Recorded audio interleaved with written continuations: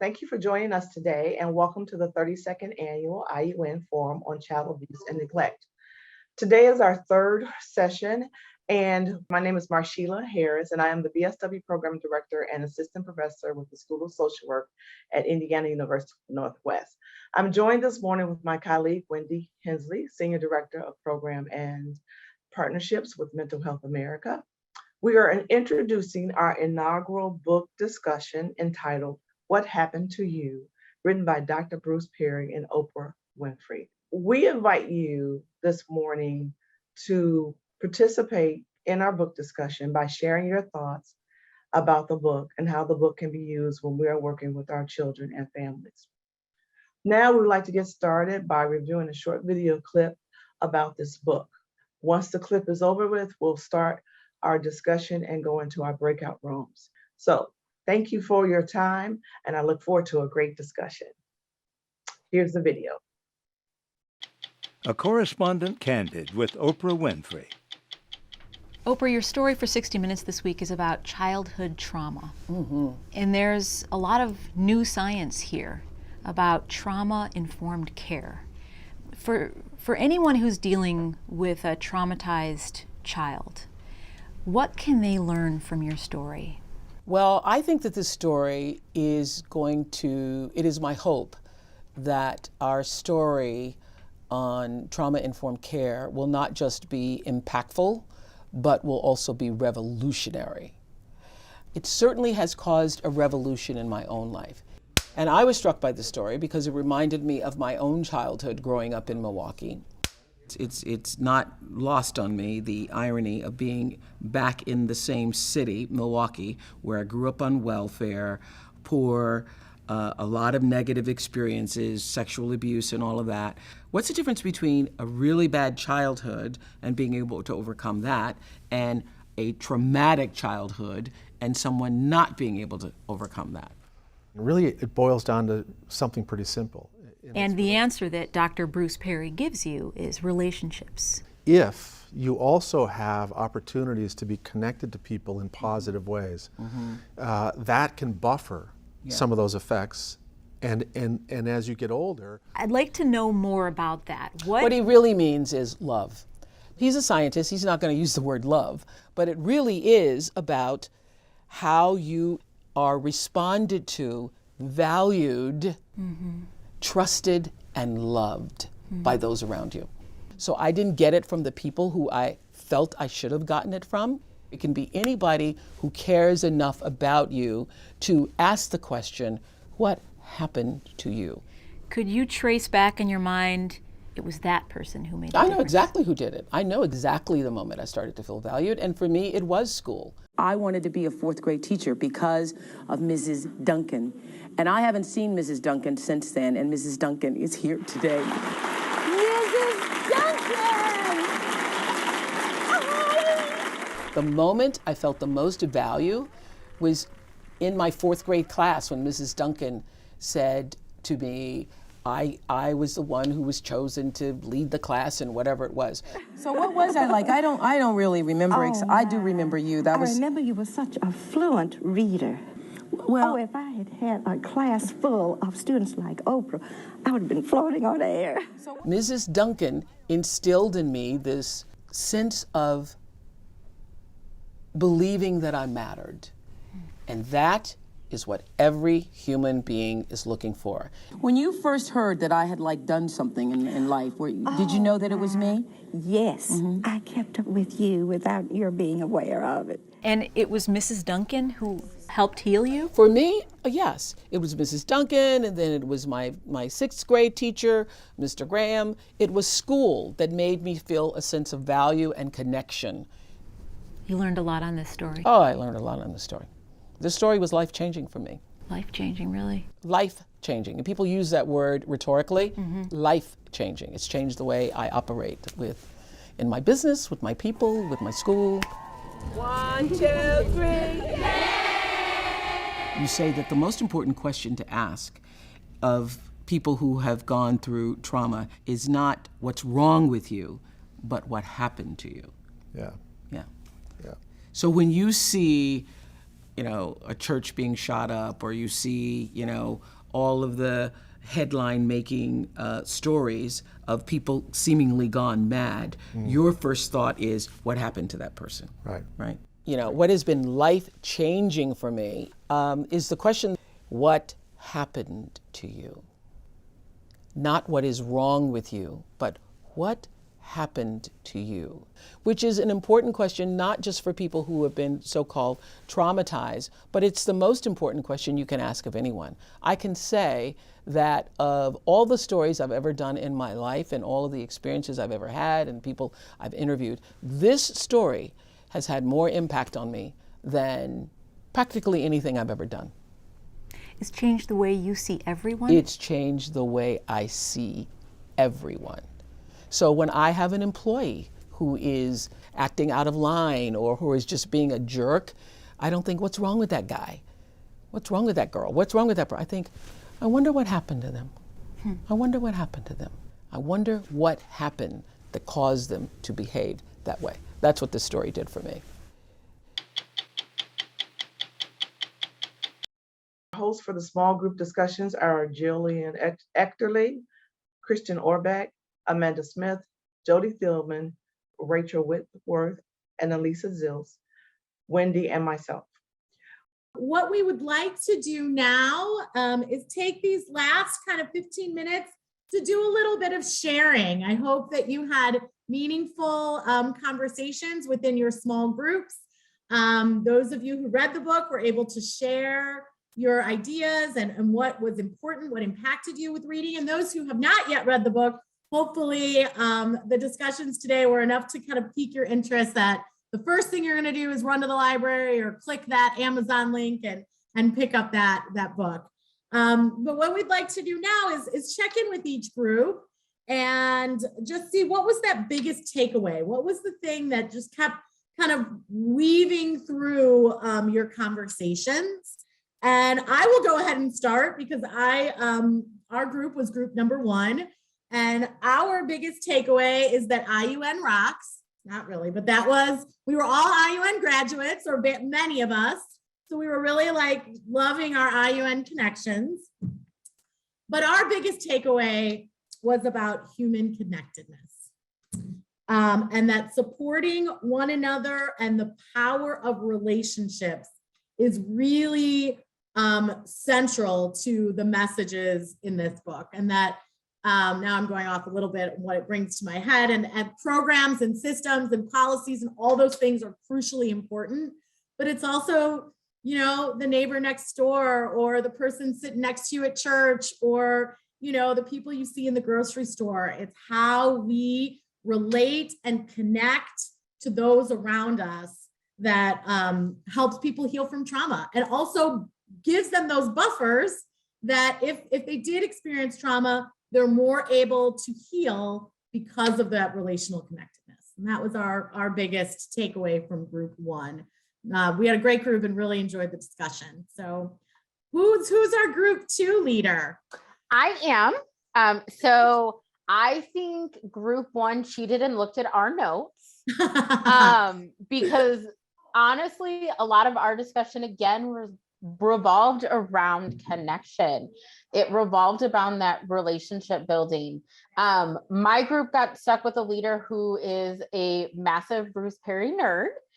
So I also talked about some of the other books that he has read. And in his first book that I ever read about him, he talked about the idea of trauma buffer and what that person can mean to a child. So we had a lot of discussion around relationship building and connection. And then in regards to services and moving forward with that, we really talked about early connections, not just connecting at the hospital the day the child is born, but connecting prior to that when the child is in utero and supporting the mother, the father, and even the tribe that's supporting that child, being able to do that. So again, I think group 1 cheated and looked at our notes. But again, our group really discussed a lot of relationship building and a lot of connections and how that has a positive impact on children. Wonderful. Thank you, Rachel and group 2 for your insights. Who's our group 3? That was me. We've talked about a lot of different things, and I would say, just we talked a lot about the chronic chaos that Perry talked about, and not being able to identify that maybe later in life if you only had those early childhood chronic chaos experiences, and not being able to connect that later, because later you did have a nurturing life, and being able to go back and say, what did happen to you or me, when we can't really identify that. When there's no conscious memory of the Correct. experience. Yes. So tell us, where did your discussion go with identifying that as being a real struggle when adversity happens really early? Where did you guys go with it?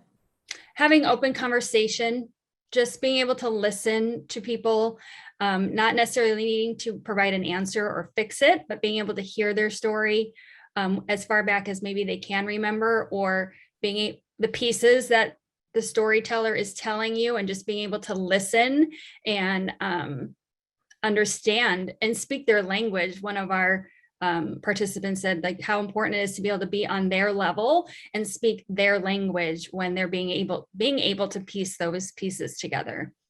Great, thank you. Dr. Perry talked about, kind of that therapeutic alliance, but that there's a power differential, right? Already, if we're an adult who's working with a child. So some of that's really, really important. Thank you so much, Kristen.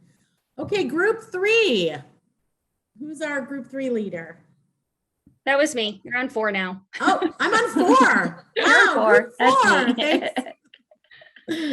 4. I had group 4, and we had just a great mix of people. We had parents, foster parents, people who work with little bitty children, people who work with teenagers, a minister. And the thing that was amazing is that everyone had real life examples of how these things work and how important these things are. So it was really great to hear examples from different areas and different backgrounds. And we also touched a little bit on the toll that hearing these stories, how we have to be open to hearing these stories, but also the toll and the cost that brings to the people who are hearing them, and how we can, how we need to kind of take care of ourselves and honor that can be a difficulty for those that are listening, and how we kind of cope with that. Oh, that's great, Jody. So many of us have to prioritize that, because you can't, they talked about this in the book, you have to be able to take care of yourself if you want to be present and able to support and care for others. So really good point. Thank you for sharing. Okay, let's see if I can count. Group 5. I think we're on 5. So we talked about quite a few things again, and things that have already come up. And one of the ones that stands out is that not having a memory, conscious memory of trauma that Kristen's group talked about. We had that discussion as well. And overall, just that need to really focus on, well, the title of the book, what happened to you versus what's wrong with you, and to just start trying to help ourselves and others who are working with children and even adults reframe how we approach what are seen as bad behaviors or difficult children, and looking at not about those things, but really asking that question, what happened? And even if that person doesn't have that conscious memory, or has the trauma has been so persistent and they've been essentially made to think that behavior, that life is normal, that's been normalized, that for them, they might not even realize it is trauma, really starting to help them process that. So as those frontline caregivers and supporters, helping them, start to see, oh, maybe something did happen to me, maybe this is not okay. And finding different ways to help them start to have that conversation and see that. And one of the questions that was put out there that this one of our participants used is, they listen to somebody talk about a lot of different things that goes on, and then they just ask the question at the end, is there anything else you want to talk about? And really just opening it up to them to say, go ahead, I'm listening and I'm here. And so again, it goes back to that idea of relationships and connections that other people in other groups have talked about, and how important it is just to have people in our lives who can be that for us, and to just make space for these discussions with folks who need them. Amanda, thank you so much. Dr. Perry talked about, kind of revisiting that trauma in short, little healthy ways, in exactly the way that you spoke of, just in conversations and letting them lead, because we don't want to overwhelm, their systems. So just asking those questions. What else do you want to talk about? Give someone permission to kind of dip their toe in without being too overwhelming. Thank you so much. Okay, group 6. That's my group. I had a lot of DCS workers or involved in that area and with younger children. So we kind of talked about how what we learned or with the book or our own practice, how we can work with what's seen as difficult parents or difficult children, and kind of thinking about what, again, the question, what happened to them? What possible biases might they have based on trauma that they've had? We talked a lot about like generational trauma and how that's passed out, and how as service providers we can work with those families to kind of get a better understanding, really educating ourselves, the trauma-informed care, and how we can help go forward and maybe approach differently based on like the brain functions that we learned about in the book, and what approaches work and what don't, and really being more patient and finding a different way to approach it instead of what's wrong with you? Why are you acting that way? And what happened to you and how can we help? Oh, that's so great. And all respect and love for those who do this really challenging child welfare work. And guess what? It is working with difficult families, it's not always easy, so being able to regulate yourself, right? To be that regulated person who is able to kind of sit with that trauma and with those families and ask those questions about what happened, what brought them here, instead of why aren't you doing what you're supposed to do. It's changing the way that we look at people, and that intention makes all the difference. Thank you so much, Alyssa, for that. I already lost track of my number, but I think Jillian is our number 7. Good. Yes, number 7. My group as well had a history of working with DCS, foster services, or First Steps, so a lot of knowledge of child development. And our conversations really focused on our perspective of working with others, being very cognizant that our own experiences shape how we view the world, and how each person's individual trauma is going to affect the way that they respond to us, the way they receive us, and the world around them. We talked a lot about being cognizant of verbiage when we're asking questions of each other. The title of the book, What Happened to You, not what's wrong with you. And the impact that the way we phrase things have on how receptive our families and young children will be to the services that we have with them. Another big one that stuck with me, and we talked throughout our discussion, was that as we're social workers and working with young children, our role is to be their constant. If they don't have those positive, influential people in their lives, we might be the only ones that they have. So just really being reflective in our work and our role in these families' lives. Thank you so much. Thank you. The power of language and intention. Thank you, Jillian. And Dr. Harris, number 8. Number 8, yay. So we had a great group. We had social workers, we had a lawyer, we had police officers, we had parents with lived experience. So we had a great discussion. And one of the takeaways that we had was that the heart hurts and it needs healing. And we have to allow that space and time for the healing. And just Jillian talked about, every experience is important. We talked about what happened to you. That's a question we can ask each other. And also we can also share that our experience is just as important as that next person's experience as well.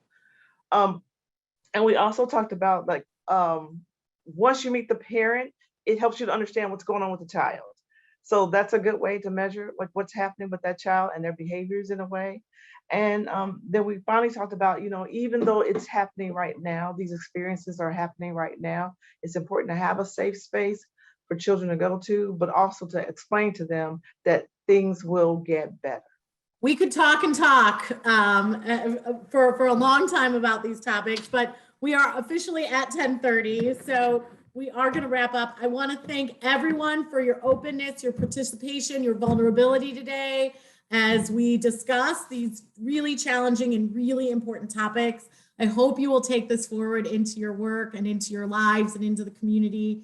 And I hope you will read the book if you have not yet. I think that you will be inspired and impacted by it.